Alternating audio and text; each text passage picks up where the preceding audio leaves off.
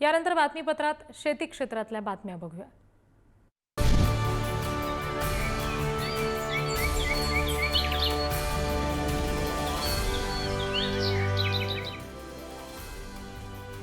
यवतमाळमध्ये 10,000 हेक्टरवर केली जाणार खरीपाची लागवड। पावसाने दडी मारल्यामुळे जिल्ह्यात 7%च पेरणी पूर्ण।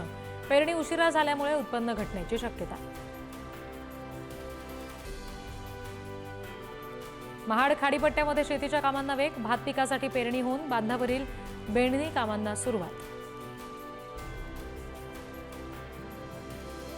मुंबई कृषी उत्पन्न बाजार समितीला पावसाचा मोठा फटका। 50 ते 60% घसरले भाज्यांचे दर।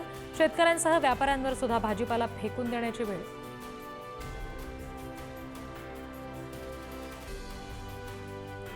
जालन्यामध्ये 125 जांभळाच्या झाडांनी केलं शेतकऱ्याला मालामाल।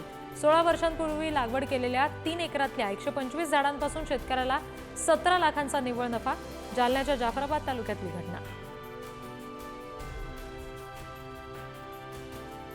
गवारचे मागच्या 2 आठवड्यामध्ये चांगले भाव वाढले।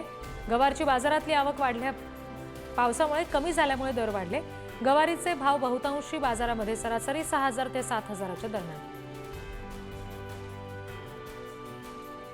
गाजराची बाजारातली आवक मागच्या काही आठवड्यांपासून कमी झाली।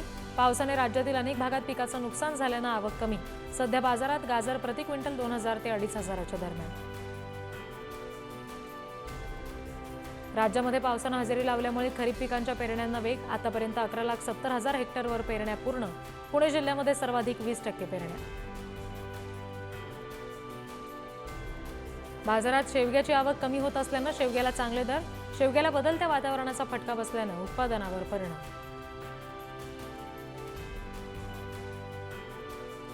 जालन्यामध्ये आतापर्यंत 3.5% पेरण्या पूर्ण। सतत होणाऱ्या पावसामुळे जमिनीत वापसाच होत नसल्यानं जिल्ह्यात पेरण्या खोळंबल्या।